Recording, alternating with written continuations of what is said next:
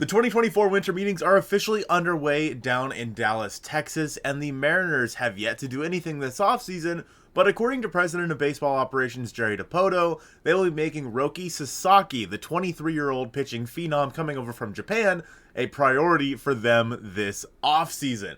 Jerry has quite literally revealed the plan for this team moving forward over the next couple of days as they sit down there in that hotel in Dallas. There are so many moving parts as to what it would mean to add Roki Sasaki to this team, so we're going to cover all of those in today's video. Now, a lot of people are under the impression that Sasaki is going to sign with either the Padres or the Dodgers, and honestly, I'm kind of leaning towards Dodgers as well to pitch with Shohei Ohtani and Yoshinobu Yamamoto. However, the Mariners have a really good chance to make a strong case. Dipoto says, "We've established ourselves over the last 4 seasons as a really good team. We're in the mix year in and year out, LOL. We play in an awesome environment. We have, if it's not the best rotation in the league, it's one of the best rotations in the league.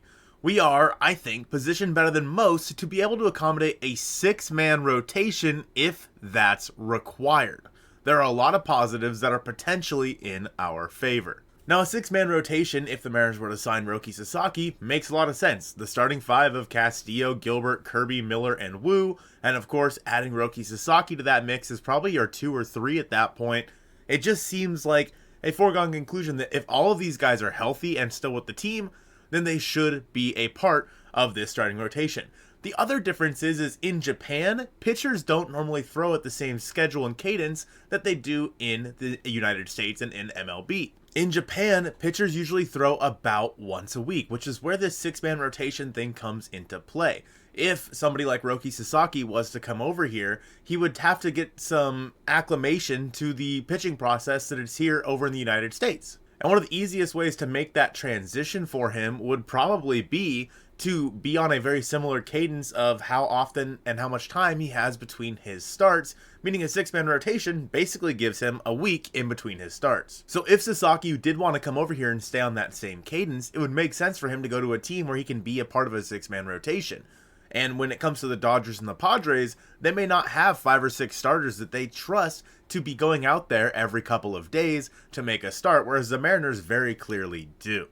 It's also mentioned that the Mariners coaching staff is really good at keeping their pitchers healthy. The Mariners had the most innings pitched by their starting rotation, A, because of course their rotation is just really good, but B, because most of the guys stayed healthy for the majority of the year. Obviously, Luis Castillo missed a start or 2 there at the end of the season, and Brian Wu did miss the start of the season, but compared to teams like the Astros or the Rangers, the Mariners have a very, very healthy pitching staff, one of the healthiest in the league, in fact, and clearly they know what they're doing with their high-performance camp and putting the pitchers in the best place they can to be able to throw an entire 162-game season. Dipoto said, "We do a really good job of bringing pitchers in, helping them become the best versions of themselves, and keeping them on the mound throwing their innings. And that's not common when you look around the game, and I don't want to ever take that for granted." So it's really going to come down to what it is that Roki Sasaki is looking for. With the Dodgers, of course, he gets to play with Shohei Ohtani and Yoshinobu Yamamoto, a very, very heavily favored team in Japan right now, which is the Dodgers. And with the Padres, he can play with Yu Darvish, who has been seen as a mentor to him, according to this article, when he was over in Japan. But when it comes to the Mariners, they do have the pitching lab. The Mariners are one of the best and most highly regarded pitching labs in all of baseball, and if Roki Sasaki is really looking into something like that, and of course being able to be part of a 6-man rotation, the Mariners might actually have a chance to win out. With that being said, the Mariners are also tied for the most international pool money, assuming that Roki Sasaki waits until January 15th to sign, which it sounds like he is going to do because that'll give him the best chance to make the most money. Because Sasaki is only 23 years old, he's not going to be posted as a normal free agent, but is only going to be subjected to the international pool money. And because of that, a team like the Mariners, who obviously doesn't have as big of a budget as the Dodgers or the Padres this offseason, but they do have the most international pool money for 2025, which again starts on the 15th of January, Roki Sasaki will probably wait to sign until almost the end of his posting period. His posting period ends on the 23rd of January, and again, the international pool money for 2025 kicks in on the 15th. So there'll be a short little 8-day window there at the end of his posting period where we will likely see him sign. He was just officially posted today, at the day that I'm recording this, And so the Mariners have a really good chance to go out there and sign Roki Sasaki. But if they do, what does that mean for the future of their rotation and what they can do the rest of this offseason? The hard part this offseason has been talking about trading one of the starting pitchers. Now, if Roki Sasaki doesn't want to necessarily be part of a 6-man rotation, then cool. If you do sign Roki, you have an opportunity to trade one of your younger guys in Bryan Woo or Bryce Miller, because you basically just signed one of them in Roki Sasaki, who's 23 years old. The hard part has been trading one of the starting pitchers.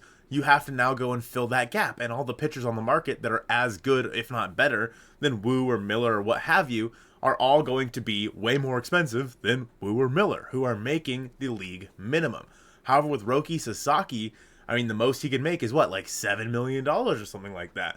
And so because of that, with that signing bonus that he would get, that's really not that much money, and it doesn't necessarily affect the Mariners' payroll in 2025.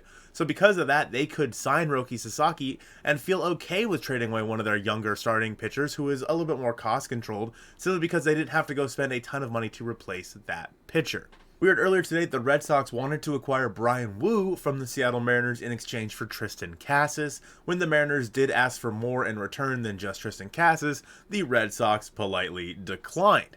But that's another trade the Mariners could revisit if they were to sign Roki Sasaki, because Casas does make some sense for this team. He definitely cannot be the only piece coming back to the Mariners there, because Bryan Woo is much more valuable, but that's a trade that does make some sense. We've talked about Jordan Westburg, we've talked about Brendan Donovan, etc.